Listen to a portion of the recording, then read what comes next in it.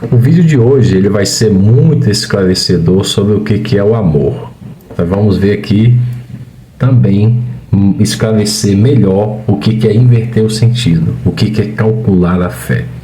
Você se lembra quando você estudou na matemática que a ordem dos fatores não altera o produto? Por exemplo, 2 vezes 3 igual a 6, 3 vezes 2 igual a 6. Quem são os fatores? 2 e 3. Tanto faz ser assim como assado, vai dar 6. Então não altera. Porém, o substantivo e o adjetivo, ele muda. Por exemplo, homem pobre significa um homem sem recursos. Pobre homem é um coitadinho. Você altera todo o sentido da questão. E muitas pessoas dizem que nós temos que deixar de beber, temos que deixar de fumar, temos que deixar de mentir para ir para o céu. Será que é isso mesmo?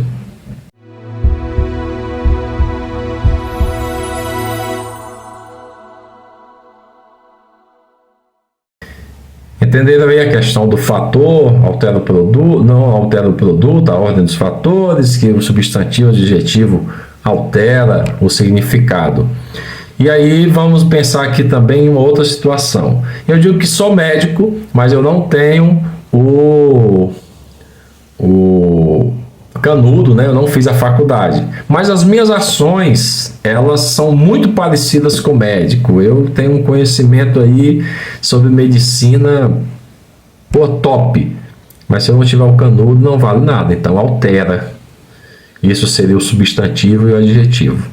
Vamos ver a outra situação. Eu tenho um canudo, mas na hora que eu vou exercer o meu papel de médico, eu me atropelo todo, não sei passar uma receita médica e tal. Significa que as minhas ações, elas também comprometem o que eu sou. Então, as duas coisas alteram. Então, o que eu sou versus o que eu faço não são fatores, né? Porque a ordem dos fatores não altera o produto. Nesse caso, como altera, aí nós estaremos aqui levando em consideração o substantivo e o adjetivo. Beleza? Agora, se eu tenho um canudo e eu exerço perfeitamente a minha profissão, aí eu seria 2 fatores. A ordem, aí, tanto faz eu dizer que sou bom e tenho um canudo, e eu dizer que tenho um canudo e sou bom, isso não vai alterar o resultado. Entendeu aí muito bem a parada? Deve ter entendido, né? Não está tão difícil assim, não.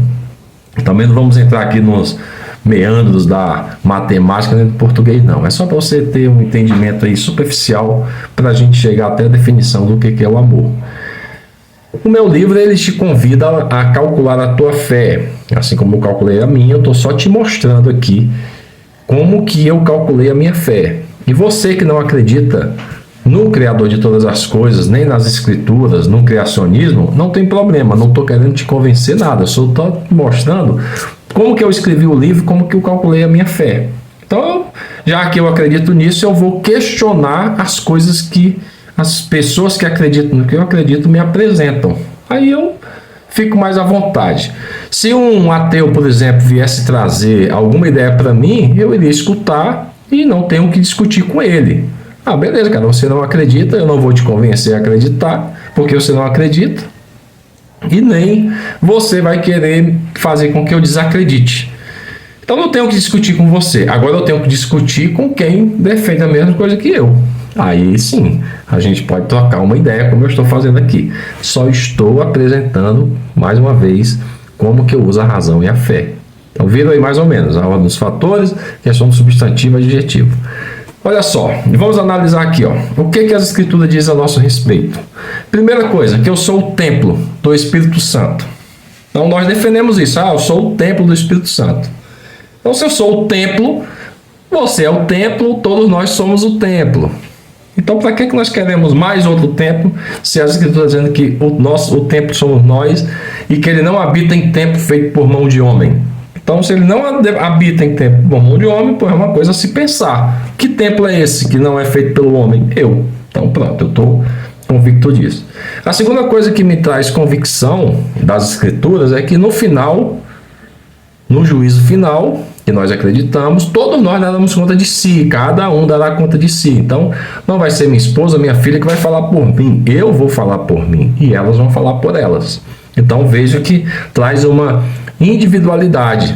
Tá? Então nós temos que pensar na gente nesses dois quesitos.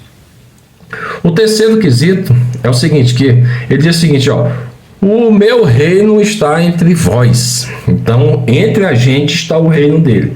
Se nós estamos dentro do reino dele, então, se ele é amor, então nós estamos envolvidos com o amor dele. Então, eu e você que acreditamos que somos o templo e que ele habita dentro de nós e que o reino dele está entre a gente, eu sou amor, você é amor e o nosso reino aqui é de amor.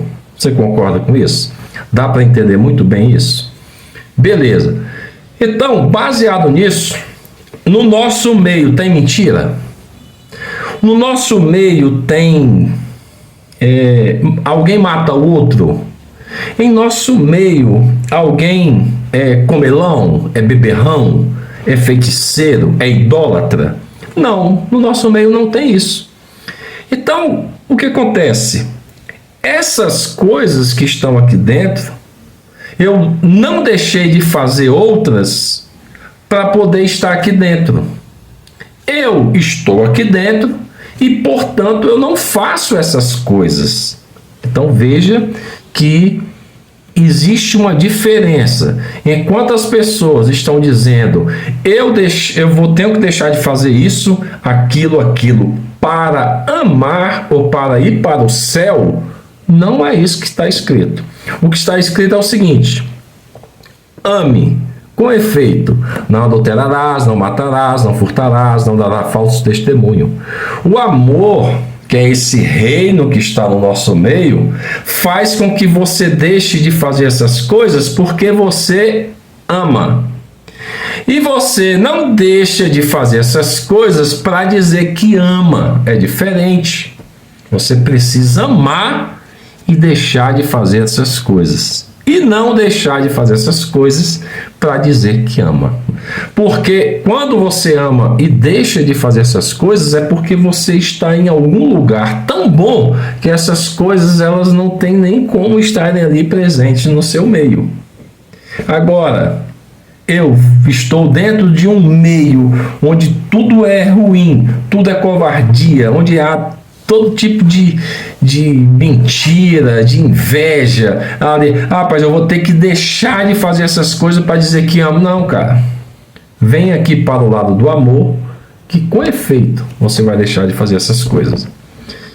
Espero que esse vídeo tenha te tocado e tenha te feito ter um entendimento melhor do que é o inverter o sentido, do que é calcular a fé, do que é usar a razão e não somente a fé.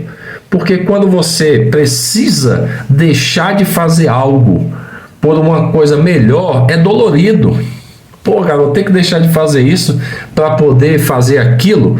Não, quando você tem uma sensação boa sobre determinada coisa, por deixar de fazer algumas coisas já não é mais nenhum sofrimento. Você deixou porque você ama aquele local, você ama aquela pessoa, e essa pessoa é o nosso Salvador e o nosso Criador de todas as coisas, que merece toda a honra e toda a glória. Eu sou Marcos Amaro, invertendo os sentidos.